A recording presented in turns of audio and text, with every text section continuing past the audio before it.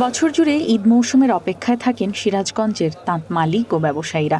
তাই রোজার ঈদকে সামনে রেখে এবারও জমে উঠেছে সিরাজগঞ্জের তাঁতে তৈরি কাপড়ের হাটগুলো। ফলে জেলার তাঁতের বাজারে বেড়ে গেছে দেশের পাইকারদের আনাগোনা।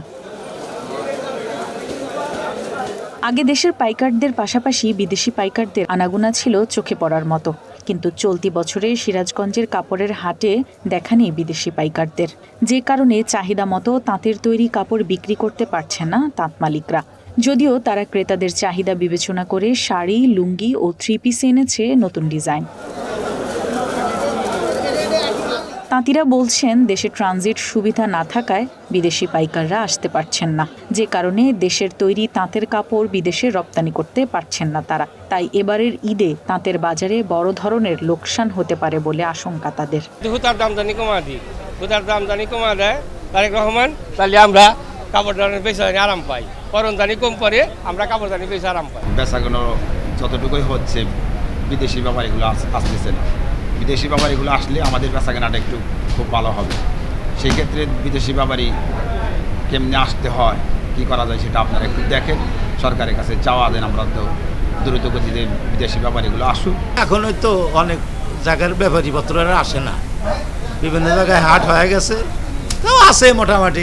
নিজে তো সামান্য কিছু কেনে বেছে হবে। আর সড়ক পথের যে ট্রানজিটটা ছিল সেই ট্রানজিটটা খুলে দেওয়া হলে আমাদের মনে হয় যে তাঁত শিল্প আবার চাঙ্গা হতো আর কি। সরকারের কাছে আমরা আবেদন জানাই যে আমাদের জানি সিল্ক কাপড়টা জানি একটু ভালোভাবে দেখে, তাঁত শিল্পটা জানি ভালোভাবে চলে, এটার জন্য আমরা খুব আশা করছি যে জানি এখন ভালো হয়। গ্রামীণ অর্থনীতিকে সচল রাখতে ও তাঁত শিল্পকে আরও বেগবান করতে হলে সরকারের নজরদারি প্রয়োজন বলে জানালেন জেলা চেম্বার অব কমার্সের প্রেসিডেন্ট। গ্রাম ভিত্তিক তাঁত চলে, এই তাঁত গ্রামের অর্থনৈতিক অবস্থাও কিন্তু সচল থাকবে, সেই জন্য সরকারেরও দৃষ্টি থাকবে।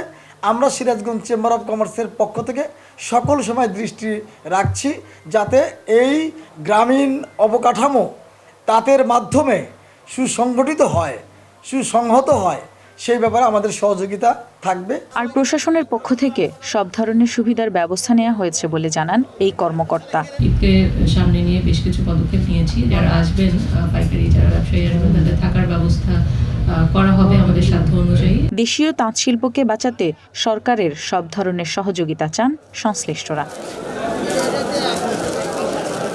One national desk.